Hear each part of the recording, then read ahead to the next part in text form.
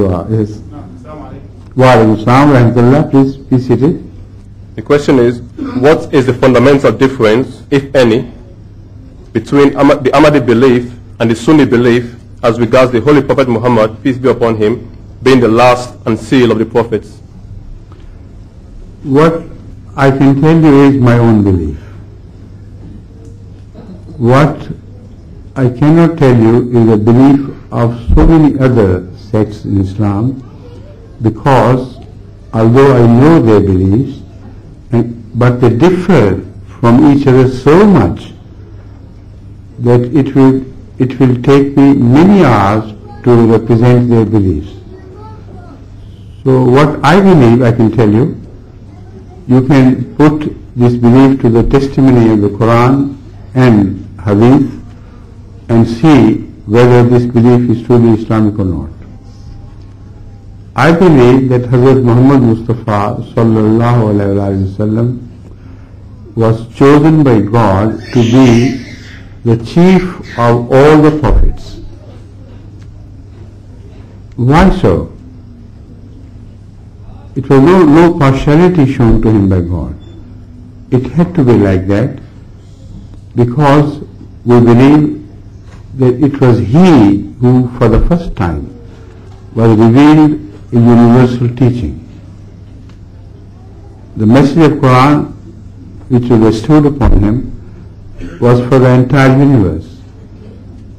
So any prophet who is universal has to be accepted to be superior to those prophets who are not universal but regional prophets.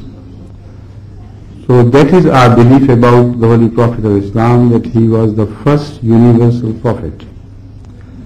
Secondly, we believe that he was given a message which was not to be changed during the remaining ages up to the time of doomsday. This is our belief. And we prove it rationally. Because if a message is related to human psyche, as the Holy Quran claims the message of Muhammad Rasulullah or the message of the Quran, Hazrat Rasulullah sallallahu alaihi wasallam, is related to human psyche. This is a claim clearly made by the Holy Quran. So in such case, because human psyche does not undergo any change, it remains exactly alike universally and remains exactly alike with the passage of time. No change is possible in human psyche, and also no change is possible in the intuitive messages which God has etched upon every form of life. They remain exactly the same. They cannot deviate from the message which is imprinted upon them. So we believe, because Hazrat Muhammad Rasulullah sallallahu alaihi wasallam was genuinely a prophet who brought a message from Allah which was based on the correct understanding of human psyche. So as long as human psyche remains unchanged, and it will remain unchanged, that message should not be changed. This is the second belief, the second part of their belief about Hazrat Muhammad Rasulullah sallallahu alaihi wasallam. Thirdly, we believe that because of this distinction, he was able to understand God much better and far more widely than other prophets before him could do so.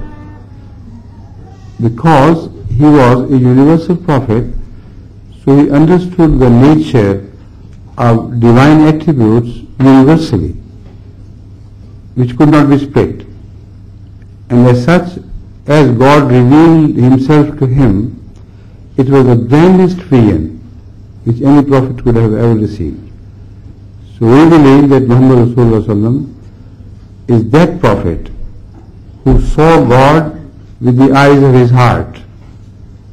And his heart was the grandest platform upon which God appeared, which is referred to as Arsh, the throne. So by throne we believe it is the heart of Muhammad Rasulullah, it is the throne of receiving, for receiving the maximum manifestation of God which could be bestowed to mankind. Then we believe that he was absolutely sinless. His sin was killed, a propensity to sin was killed. And as far as he is concerned, he was free from satanic influences altogether. Then we believe that his behavior to the Arabs around and other humans across was based on absolute justice. He never invaded any part of Arabia, any part of the world, for the sake of spreading the message. It were people of Arabia who started a war against him. And as long as that war was not over, he was being constantly badgered with repeated attacks. So he had a right, similarly, to attack them on the principle of absolute justice. If you are attacked, you have a right to attack your enemy. Not necessarily immediately, but once your right to live safely is violated, then whenever you are in a position to take your revenge, not for the sake of revenge, but for the sake of establishing peace and giving a message, spreading a message, that if you do this, the same can be done to you. That is why we reject the idea that he had any battle fought for the sake of spreading his message. Evidence upon evidence can be given in favor of what I claim, and I have already attended these things in my previous question-answer session, and also I've written about them in my books. So I think this should be sufficient.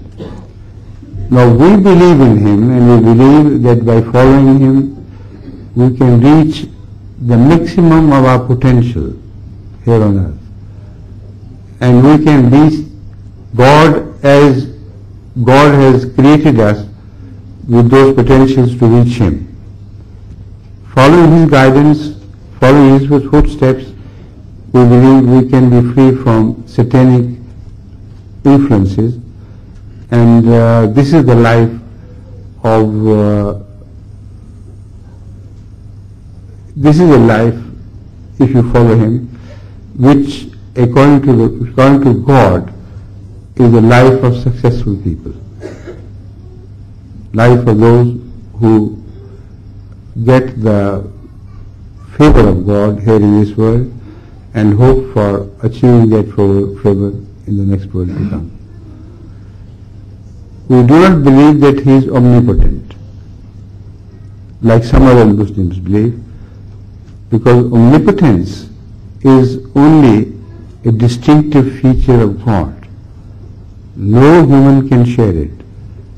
So any idea about God which is contrary to the unity of God and his being distinct from his creation has to be rejected. No such idea should entertain where you can conceive humans to share those attributes of God which can only belong to the Creator and cannot be shared by the creation.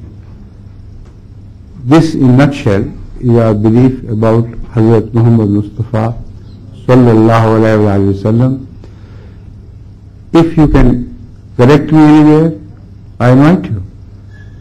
If this is a true belief and your nature, your heart understands it to be true, then At least our belief is according to the Quran and the Sunnah, and whatever beliefs other Muslims hold contrary to this has to be wrong. Right?